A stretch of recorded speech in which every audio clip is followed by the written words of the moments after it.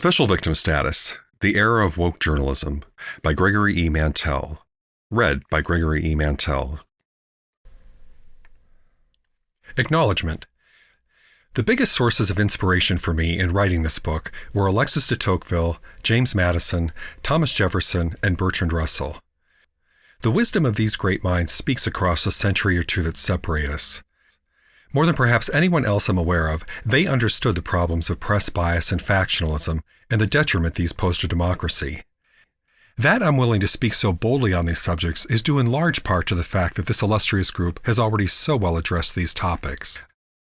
This book draws on a great many sources, but all of the blame for the assimilation of ideas rests entirely with me. In addition to those mentioned above, I quote Plato, Aristotle, Nietzsche, Rousseau, Weber, Noam Chomsky, David Spiegelhalter, and Nadine Strawson, among others. I do not claim that any of them would endorse or even agree with me, but nonetheless I found some of their work helpful in formulating my own. Strangely, even those who perhaps would most disagree have proved to be some of the most helpful, acting as a foil of sorts. Chapter 1. Introduction. The characteristic of the American journalist consists in an open and coarse appeal to the passions of the populace, and he habitually abandons the principles of political science to assail the characters of individuals, to track them into private life and disclose all their weaknesses and errors. Nothing can be more deplorable than this abuse of the powers of thought. Alexis de Tocqueville. It is often easier to see the faults of the past than the present. Certainly this is true in the case of journalism for most. At its best, the media is indispensable to democracy, and this importance has been recognized since the founding of the nation. In 1780, for instance, a Declaration of the Rights of the Inhabitants of the Commonwealth of Massachusetts proclaimed, "The liberty of the press is essential to the security of freedom in a state. It ought not, therefore, to be restrained in this Commonwealth." But at its worst, reporting, when tainted with partisanship, leads to polarization and is a detriment to democracy. So the state of journalism matters in important ways for the health of the country. It is generally acknowledged that the American media has gone through several notable periods of problematic reporting. Factionalism was rampant in newspapers in the nation's early years, with even our august founding fathers stooping to get into the fray. Thomas Jefferson and Alexander Hamilton waged war on each other by bribing reporters to attack the other and his party. Jefferson's attempts backfired when he had a falling out with James T. Callender, the journalist he had previously employed. Callender retaliated by publishing an editorial accusing Jefferson of an affair with his slave, Sally Hemings. The media's role in the lead-up to the Civil War is explored by Yale historian Joanne Freeman in her book The Field of Blood, about violence in Congress before the war between the states. The party press played an active part in fanning the flames of discord. Journalists played up friends and played down foes, and even the independent press was partisan, publishing narratives of Congress that were part fact, part fiction, and part aspiration. Journalistic objectivity was in its infancy in the 1850s. The press in this period was in the business of projection in every sense of the word, projecting motives and intentions onto foes, projecting the future of the nation, and projecting all of this and more throughout the nation to newsprint. By the end of the 1800s, yellow journalism had become the name of the game during the battles for publishing supremacy fought between William Randolph Hearst and Joseph Pulitzer. With banner headlines supported by less impressive facts, the papers took sensationalism to a new level to play to the crowd. But the slanted reporting continued well into the 20th century. The media played a disturbing role in the McCarthy era, during which reporters saw it as their duty to decry and expose suspected communists. And they weren't just echoing McCarthy's accusations, as is sometimes claimed. Reporters also hyped their own investigations. The witch hunt by journalists was widespread and reached startling levels. Few opportunities to expose communists were lost.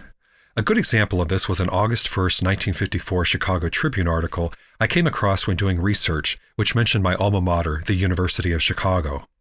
The story was ostensibly about the decline of the university's neighborhood and the subsequent drop in student enrollment. U of Chicago opens critical fight for life. The news story began quite favorably, describing U Chicago as one of the world's greatest centers of learning, but in the second half of the story, things took a U-turn, and the rest of the article mostly consisted of the Tribune discussing how many suspected communists were on campus. The paper noted with great concern that the problem of communist infiltration and influence at the university has been a subject of much controversy. The Tribune was naming names. Figure 1.1.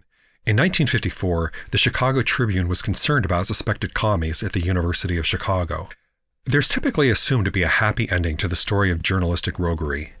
Roughly speaking, the common narrative about the history of American journalism goes something like this.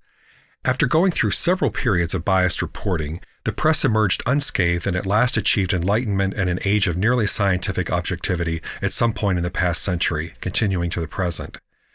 Whether or not this objectivity was ever fully attained is a valid point of discussion, though there was at least a period during which it was an aspiration. But more disconcertingly, whether it even remains the goal is a more timely and urgent matter of concern. American journalism has significantly regressed in recent decades, backsliding into the shallow partisan sniping and sensationalism that marked the early decades of reporting in the U.S., a process of devolution that appears to be accelerating. We could be tempted to say it's the 1800s all over again, but it appears things are actually worse than that. For the press has not only embraced some of the low points of behavior of the 18th and 19th centuries, but has adopted some of the most outrageous exploits of the past century as well. We've entered a new McCarthy era, with today's zealot reporters taking upon themselves an additional Orwellian role as the thought police, decrying any who dare to espouse unpopular beliefs that defy the current orthodoxy. The media has come to exude a fanatical emphasis on race and racial purity theories reminiscent of Nazi Germany. In short, we've entered a new era of woke journalism. This transformation began to take root in the 1980s, became increasingly entrenched in the 1990s, and exploded exponentially afterward. But yellow journalism meets Joe McCarthy meets Hitler is not an inspiring combination. The state of journalism is intimately linked to the state of American higher education. The winds of political correctness sweeping academia in the 1980s have been discussed by others, but the way that this politicization has also infected the media is less widely known. Student activists reveled in the far-left indoctrination and anti-intellectual relativism and reductive oppressionism of their professors, as first postmodernism, neo-Marxism, and more recently wokeism infiltrated nearly every nook and cranny of American universities. There were no official warning bells, but I was there during an important moment in the attack on higher education. In the mid-1980s, as a first-year student at UChicago, I was hired as a stringer by Newsweek on campus to report on the university's Western Civilization program. Jesse Jackson had been leading student protesters at Stanford University in chants of, "Hey, hey, ho, ho, Western culture's gotta go." Newsweek wanted to know whether Western Civ was also under fire at UChicago. Alas for my story, but fortunately for academic integrity, Western Civ was alive and well at the University of Chicago. I interviewed some stalwarts of the university's Western Civ course, a remnant of its famed Great Books program, historians William McNeill and Carl Weintraub. They told me UChicago students were still reading their Homer, Plato, and Thucydides, as I soon discovered myself firsthand when I took the course the following year. The lack of a blatant controversy at UChicago misled Newsweek. It canceled the story. But this was a mistake, since the magazine had been on to something. What Newsweek didn't realize was that the Western Civ program at UChicago was an outlier. There was a real change in the air on college campuses. Truth was being brushed aside as the highest goal of academia, being replaced by a highly politicized notion of social justice. There was a misguided push to relativize and dumb down education. Diversity and multiculturalism meant there couldn't be standards. Excellence was derided as elitist and most likely racist and sexist. The commendable quest for equal rights and the notion that women in all races should be given a first-rate education became warped into a call for demographics over quality of thought across all fields. The trivial rants of every simpleton on the faculty or among the student body was equal or better than Plato and Shakespeare. The racism of anti-racism was beginning to rear its ugly head at universities. Black nationalism took root throughout the academy, morphing from critical legal studies into critical race theory in law schools and spreading thence to the humanities and social sciences, where it was eagerly embraced. Literature, for instance, was no longer celebrated for revealing insights by great artists about human nature. Classes were regarded instead by activist professors primarily as an opportunity to preach their own personal political diatribes about what was wrong with America or the West, and to elevate minor thinkers over the greatest writers of the past 2,500 years. If you can't beat 'em or join 'em, why not knock 'em? Only a year or two later, Alan Bloom of UChicago would publish his famous indictment of American higher education, The Closing of the American Mind. While I could say much more, I will stop there for now on the education debate, since I'm writing another book dealing with the question of liberation versus indoctrination in education. But the student activists protesting on college campuses didn't ride off quietly into the sunset. They've graduated and taken over the American media, from which pulpit they now preach the gospel to the general public. Once ensconced in the newsroom, left-wing journalists began their attack on journalistic standards rather stealthily, with the damage appearing at first as one-sided reporting, but eventually, even the pretense of objectivity came under attack. It was seen as an inconvenient obstacle to political advocacy and the all-out racialization and genderization of the news, as will be explored in later chapters. Journalists are no longer content with telling us what happened. They want to tell us what to think about what happened. This slant is accomplished in two main ways. First, through the media's role as gatekeeper, deciding what stories we read or see, given the limited amount of space or airtime to report the news, and secondly, through bias in the way those stories are framed or presented. The public knows something is wrong. An August 4th, 2020 report from Gallup and the Knight Foundation found 83% of Americans currently see a great deal, 46%, or a fair amount, 37%, of political bias in news coverage. But for many, slanted news coverage is almost a sort of subliminal persuasion. People may know something is happening, but they would be hard-pressed to explain exactly how it works. The goal of this book is to bring the problem of press bias out into the open and expose it for what it is, propaganda about social and political issues, and to reveal the specific techniques the media uses to skew reporting. Of course, given the rather checkered history we've discussed, American journalism has been under scrutiny for some time. Media criticism began in earnest in the U.S. in the early 1800s. The Founding Fathers, despite their belief in the freedom of the press, condemned the media's vices when they began to get their own taste of newspaper abuses. And academic studies of media bias proliferated during the past century. This book seeks to expand on that body of work. One critique in particular deserves mention: Noam Chomsky's manufacturing consent. Chomsky and I have vastly different views of press bias. I would argue in large part because my book was written 30 years later than his, and there have been enormous changes in American journalism since then.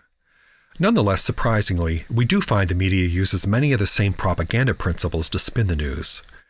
While Chomsky saw the media as using certain misinformation techniques to promote corporate and government interest, I show how the media in recent decades has adopted quite similar misinformation techniques to promote reporters' own left-wing political views, which may well coincide with the views of the owners, or at least are certainly tolerated by them. Perceptive observers, such as insiders like CBS reporter Bernard Goldberg, realize that media slant is especially evident in coverage of social issues. As he wrote in 2001 in his book Bias, the problem of bias is not that the news network divisions are reliably pro-democratic or even predictably anti-Republican. It's about how they frame the big issues of the day: feminism, abortion, race, affirmative action, even taxes. On these issues, they are reliably and predictably left of center. There are strong reasons to believe this bias has expanded well beyond the narrower sphere Goldberg discussed into flagrant pro-democratic political partisanship. But it's still true that slanted coverage of social issues is of special concern and has had dire consequences, with politicized reporting helping fuel racial discord and violence in America. The slant is therefore well worth examining. Perhaps no topics these days are more explosive than policing and criminal justice. In this book, I will undertake a comprehensive analysis of news coverage of police shootings of white, black, and Hispanic civilians. This coverage will be contrasted with reporting on civilian murders of police officers. The differences in the amount and framing of such stories are shocking and scandalous. We will see the media relies on the well-defined propaganda principles of special victim status to skew reporting on shootings of civilians and police, assigning greatly different worth to the lives of people based on race and gender, and by their status as suspect or police officer. This analysis reveals the media's pro-criminal, anti-police agenda.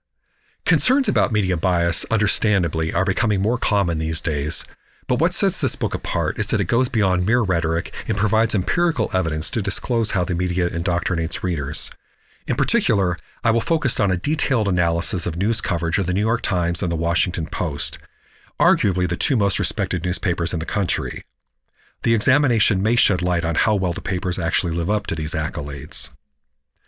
By examining a variety of evidence, quantity and quality of news coverage, journalists' own words and explanations, case studies, anecdotes, statistics, press style books, corporate policies, and more, will unmask how the media spins the news to play down criminal behavior and play up police misconduct.